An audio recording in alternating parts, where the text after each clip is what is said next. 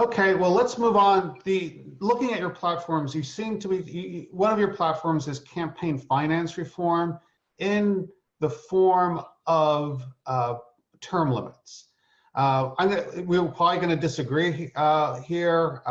I believe in publicly funded campaigns. I lived in California for 20 years and we used to call it politics by U-Haul. As you know, someone would get termed out of their Senate career, they would run for the assembly or assembly into the Senate or find a city or town council to run for. They would just be U-hauling all over the state to find a district or jurisdiction. Wow. Now, could you explain to me why you've settled on term limits?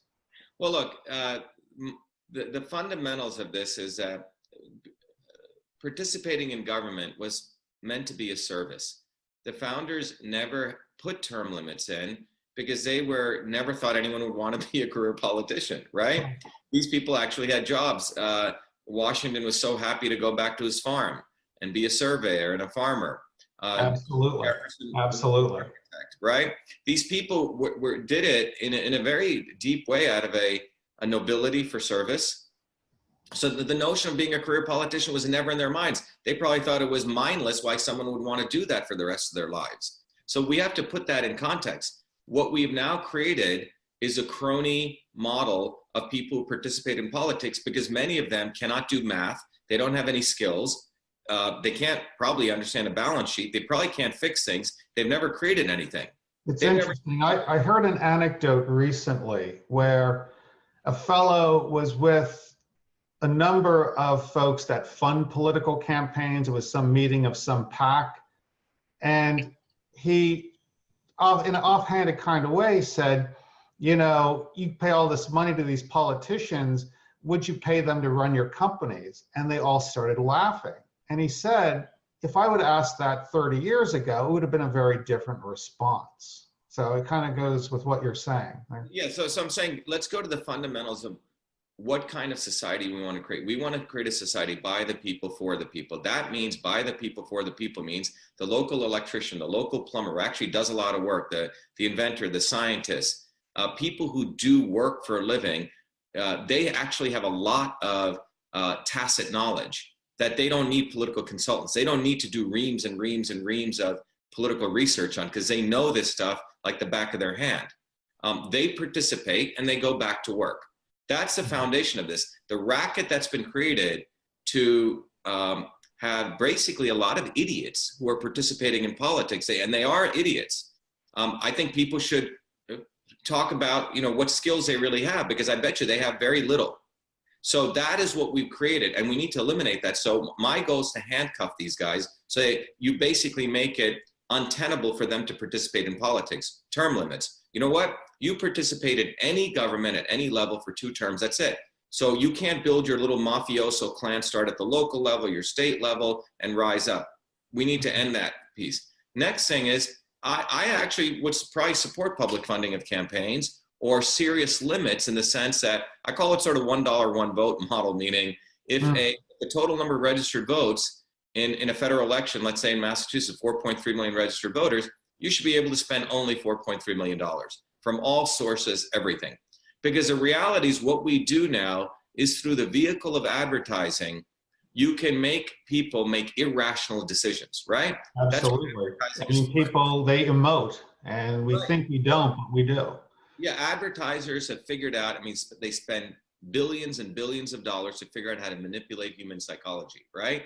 So to make irrational decisions, a lot of the stuff people buy, a lot of the decisions they make, they don't even need, but through the power of advertising, which is a very powerful biological way or psychobiological way of manipulating people, that's how this runs. And it's not that different in elections. These guys wait until September.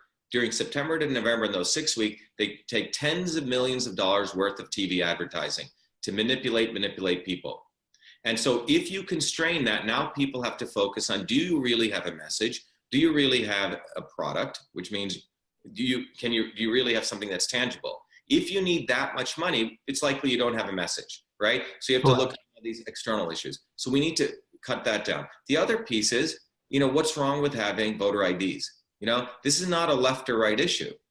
So those are the three things I think we need to do. We need to, number one, impose term limits. We need to seriously constrain how much people can spend on any of this. Like there's an actual number cap, period.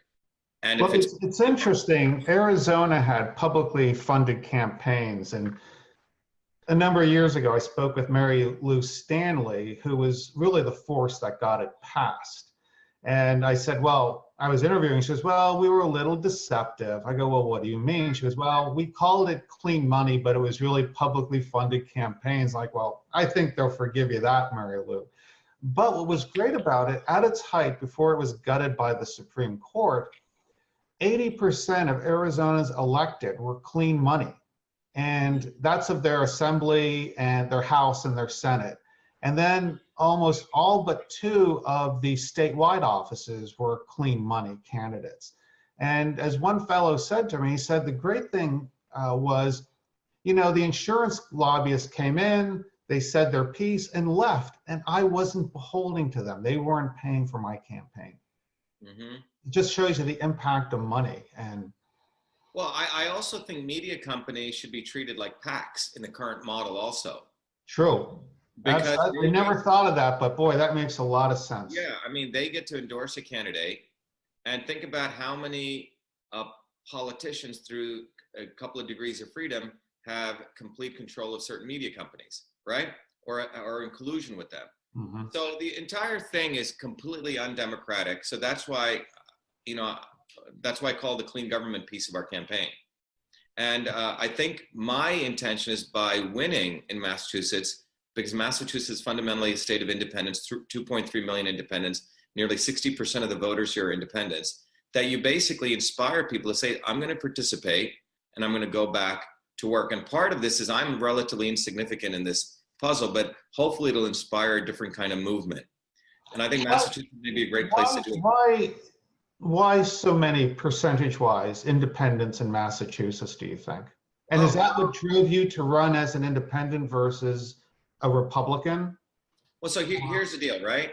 I have never voted until the past election. I don't know if you know that. I've been a citizen. No, I didn't know that. Because in 1984, I was always a student of politics, having grown up always a political activist since a kid, because I grew up in an India of a caste system, was moved to understand why there was this caste system, why there was injustice in the world. And when I came to MIT in 81, in 84, if you remember, Jesse Jackson ran against Walter Mondale and Reagan. And he ran on this thing called the Rainbow Campaign, if you remember. Mm-hmm. And what's interesting about that was a number of us who were, into sort of anti-establishment politics, we were moved by it. But at the last minute, if you remember, he gives all of his votes to Mondale. So that's when I had an awakening that there were really 3 dynamics in politics: the establishment, and then the real change agents, which were everyday people on the street, political movements. And then there was a third, more insidious part, the not so obvious establishment. And so in the past election, Hillary Clinton was clearly the establishment. In fact, she was so clear, all the Bushes and the Romneys and the Clintons all came to her aid, if you think about it.